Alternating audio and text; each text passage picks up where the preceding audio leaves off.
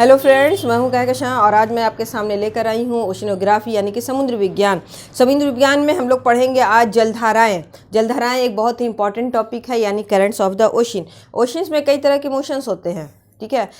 समुद्र का जो जल होता है उसमें कई तरह की गति होती है। जैसे समुद्र का जल धीरे धीरे आगे बढ़ता है ऊपर नीचे होते हुए, तो उसे तरंग कहते हैं। कभी कभी समुद्र का पानी बहुत तेज़ी से ऊपर उठता है और तेज़ी से नीचे गिरता है, तो उसे ज्वार भाटा यानी कि टाइड एंड एब कहते हैं।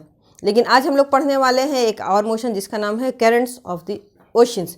करंट्स में क्या होता है कि हमारे अर्थ पे जो मूवमेंट होता है, यानी कि अर्थ पे जो एक्सिस जो अपने घूमती है, तो उसकी वजह से सागर का समुद्र का पानी जो है, कुछ पानी उसके साथ आगे बढ़ता है और कुछ पीछे छूट जाता है। उसकी वजह से जलधाराओं की उत्पत्ति होती है। इसके अलावा हमारे अर्थ ये जो हमारा ओशंस है उस पर आप देखेंगे कि हर ओशंस का टेम्परेचर एक दूसरे से डिफरेंस होता है। हर किसी की डेंसिटी एक दूसरे से अलग होती है, सैलिनिटी एक दूसरे से अलग होती है। तो इन सारे डिफरेंसेस के कारण भी जलधाराओं की उत्पत्ति होती है ना। इसके अलावा अर्थ पे जो हमारे ग्लोब पे क्या होता है कि अलग अलग विंड चलते रहते हैं। कुछ विंड है जो परमानेंट होती है, जिसे परमानेंट विंड कहते हैं या फिर प्राइमरी विंड कहते हैं। और ये विंड क्या है, जैसे वेस्टर्लीज हो गए, ट्रेड विंड हो गए, तो इनकी वजह से भी धाराओं की उत्पत्ति होती है। तो आज की क्लास में हम लोग पढ़ेंगे अटलांटिक ओशन की जलधारा। तो अटलांटिक ओशन की जलधारा में ये जो मैंने मैप ड्रॉ किया है, पहले उसको देख लेते हैं कि क्या है। ये है नॉर्थ अमेरिका, ये साउथ अमेरिका, यूरोप और अफ्रीका। ये जो 4 कॉन्टिनेंट्स हैं, इन्हीं के बीच में है हमारा अटलांटिक ओशंस, है ना। तो अकॉर्डिंग टू टेम्परेचर जो है 2 टाइप्स के होते हैं करंट्स। एक होते हैं वार्म करंट्स, एक होता है कोल्ड करंट, यानी कि गर्म जलधारा और ठंडी जलधारा। धाराओं को समझने से पहले ये देख ले कि जो नॉर्थ उत्तरी अक्षांश की जो धारा होती है वो क्या होती है कि वो क्लॉकवाइज इस तरफ घूम जाती हैं आगे बढ़ के, और जो साउथ लैटिट्यूड की यानी दक्षिणी अक्षांश की जो धाराएं होती है वो क्या होती है, एंटी क्लॉकवाइज घूम जाती हैं।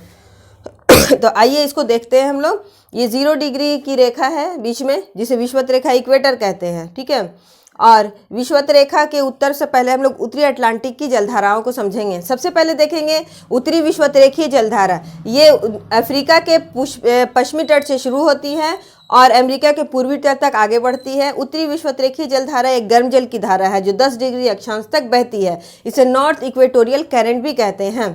जब ये अमेरिका के पूर्वी तट से टकराती है तो ये 2 ब्रांचेज, 2 शाखा में बढ़ जाती है। इसकी एक शाखा चली जाती है यहाँ कैरेबियन सी में, और दूसरी जो है वो पश्चिमी द्वीप समूह से आगे बढ़ते हुए पश्चिमी द्वीप समूह के पूर्वी किनारे से आगे बढ़ती है, जिसे एंटिलीज जलधारा कहते हैं। एंटिलीज जलधारा या करंट एक गर्म जलधारा है। कैरेबियन सी में जाने के बाद, ठीक है, ये जो विषुवतरेखीय जलधारा है इसकी शाखा कहाँ चल जाती है, गल्फ ऑफ मेक्सिको में। फिर वहाँ से ये अधिक जल लेकर बाहर निकलती है और बहुत तेज़ी के साथ आगे बढ़ती है, तो इसे कहते हैं गल्फ स्ट्रीम। तो चूंकि ये खाड़ी से निकलती है इसीलिए इसे खाड़ी की धारा या गल्फ स्ट्रीम कहते हैं। गल्फ स्ट्रीम में 3 इंपॉर्टेंट करंट है, फ्लोरिडा की जलधारा, गल्फ स्ट्रीम और वेस्ट विंड ड्रिफ्ट। फ्लोरिडा की जलधारा क्या है, तो फ्लोरिडा की जलधारा जो बहती है वो फ्लोरिडा के तट से लेकर केप हेट्रस तक बहती है, उसे फ्लोरिडा की धारा कहते हैं। ये गर्म जलधारा। आगे है गल्फ स्ट्रीम। गल्फ स्ट्रीम क्या है, ये गर्म जल की धारा है। इसका तापमान बहुत अधिक होता है, इसलिए ये उत्तरी अमेरिका के पूर्वी किनारे के तापमान को बढ़ा देती है, ठीक है। और ये बहुत तेज़ी से आगे बढ़ती है गल्फ स्ट्रीम। और ये कहाँ तक बहती है, तो केप हेट्रस से लेकर के ग्रैंड बैंक तक, यहाँ ग्रैंड बैंक तक बहती है। और ये न्यूफाउंडलैंड जो ये देख रहे हैं, ये न्यूफाउंडलैंड है। न्यूफाउंडलैंड के तट के पास ये लैब्राडोर धारा से मिलती है, जहाँ वो घरा कोहरा जो है फॉग पैदा करती है। आगे जो है गल्फ स्ट्रीम की एक शाखा आगे बढ़ती है, तो उसे वेस्ट विंड ड्रिफ्ट कहते हैं। 45 डिग्री उत्तरी अक्षांश पर ये वेस्ट विंड ड्रिफ्ट कहलाती है। वेस्ट विंड ड्रिफ्ट की कई छोटी छोटी शाखाओं में बढ़ जाती है। एक शाखा आइसलैंड के दक्षिण में आगे बढ़ती है, जिसे इरमिंगर धारा कहते हैं। वेस्ट विंड ड्रिफ्ट क्या है, वो एक गर्म जलधारा है और गल्फ स्ट्रीम का ही एक हिस्सा है। आगे वेस्ट विंड ड्रिफ्ट जो है यूरोप के पश्चिमी तट तक बहती है और फिर वो कनारी की जलधारा में जाकर मिल जाती है। अब है एक लैब्राडोर की जलधारा। ये एक ठंडे जल की धारा है। ये क्या है कि विषुवत रेखा से पोल से विषुवत रेखा की तरफ बहती है।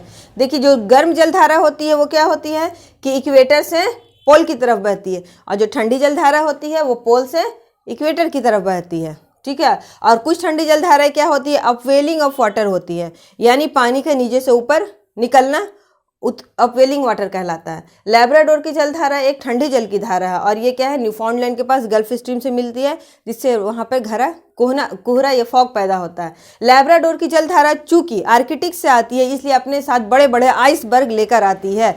ये ऐसे ही आइसबर्ग एक लेकर आई थी लैब्राडोर, जिसकी वजह से टाइटैनिक जो फेमस जहाज था वो डूब गया था, है ना। टाइटैनिक जो बड़े आइसबर्ग से टकराया था वो इसी एरिया में आकर टकराया था और डूब गया था। तो यहाँ पर हो गई ये जलधाराएं। यहाँ एक और एरिया बनता है सारगैसो सी, ये बहुत इंपॉर्टेंट है। सारगैसो सी क्या है ये देख लीजिए। सारगैसो सी एक्चुअल में कोई सी नहीं है, कोई समुद्र नहीं है ये।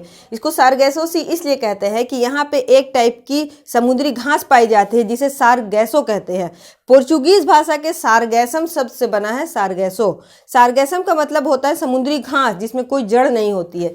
तो इस एरिया में पानी जो होता है, जल जो होता है, बहुत शांत होता है, क्योंकि गल्फ स्ट्रीम की तेज जलधारा इस किनारे किनारे बहती है, तो बीच का जलीय क्षेत्र बिल्कुल शांत होता है और यहाँ सारगैसो घास पाई जाती है। ये घास ऐसी होती है और इतनी मात्रा में होती है कि छोटे छोटे बोट जो होते हैं इस घास में आकर के फंस जाते हैं। ऐसा फील होता है मानो कोई सुपर नेचुरल पावर यहाँ पे काम कर रहा है।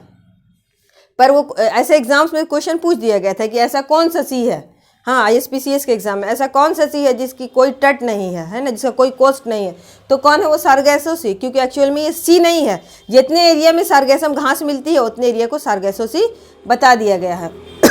आगे एक और ठंडी जल की धारा है उत्तरी अटलांटिक में, उसका नाम है कैनारी की जलधारा। ये अपवेलिंग वाटर के कारण है। ये कैसे देख लेते हैं। उत्तरी विषुवत रेखा पर से अफ्रीका के पश्चिमी तट से जल बहा के जब ले जाया जाता है व्यापारिक पवन के द्वारा, उत्तरी विषुवत रेखीय और दक्षिणी विषुवत रेखीय जलधारा व्यापारिक पवन यानी ट्रेड विंड के कारण क्या होती है कि पश्चिम की तरफ बहने लगती है। तो क्या होता है कि नीचे से अपवेलिंग वाटर के कारण कैनारी के तट पर कैनारी करंट जो है उसका जन्म होता है या उत्पन्न होती है ना। उत्तरी विषुवत रेखीय जलधारा में एक और ठंडी जलधारा, इसे कहते हैं नॉर्थ अटलांटिक ड्रिफ्ट। ये पछुआ पवन से यानी वेस्टर्लीज की वजह से ये पश्चिम की तरफ मुड़ जाती है और धीरे धीरे आगे बढ़ने लगती है। इसके बाद है दक्षिणी विषुवत रेखीय धारा, दक्षिणी विषुवत रेखीय जलधारा। ये एक गर्म जलधारा है। उत्तरी विषुवत रेखीय धारा के समान ही साउथ इक्वेटोरियल करंट भी है, लेकिन इसकी स्पीड जो है ये नॉर्थ से ज़्यादा साउथ इक्वेटोरियल करंट की होती है।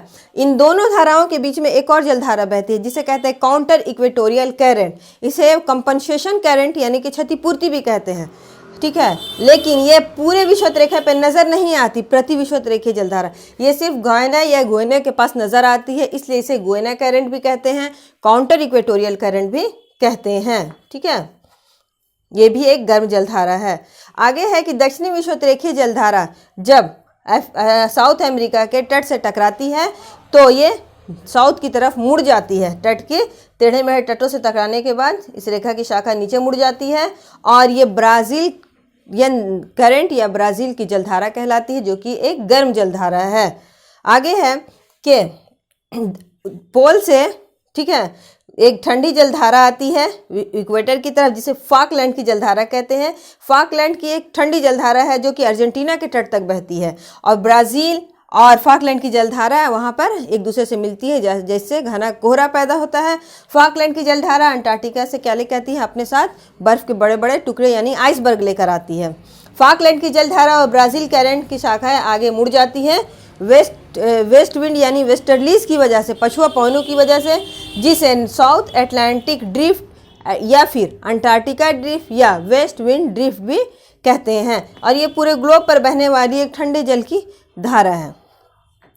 साउथ अटलांटिक ड्रिफ्ट यानी दक्षिणी अटलांटिक प्रवाह जब अफ्रीका के, ठीक है, पश्चिमी तट से टकराता है तो इसकी एक शाखा ऊपर मुड़ जाती है जिसे बेंगुएला की जलधारा या बेंगुएला करंट कहते हैं, जो कि एक ठंडे जल की धारा है। तो आज के मैंने ये कवर करा दिया। इसको अगर मैं सिर्फ ऐसे भी पढ़ा देती कि गर्म जलधारा ठंडी जलधारा तो इजी था, लेकिन एग्जाम्स में क्वेश्चन पूछ दिया जाता और नेट के एग्जाम में पूछा भी गया है कि जैसे एंटीलीज जलधारा किस जलधारा का आगे बढ़ा हुआ भाग है या किस जलधारा की शाखा है। तो आप इसको कैसे समझेंगे, जब तक आप मैप से नहीं पढ़ेंगे इसको नहीं समझ सकते। यहाँ मैंने क्लियर कर दिया है कि उत्तरी विषुवत रेखीय जलधारा का ही एक भाग है एंटीलीज की जलधारा। तो आज के लिए इतना ही, मिलते हैं फिर नेक्स्ट वीडियो में। Thank you and take care.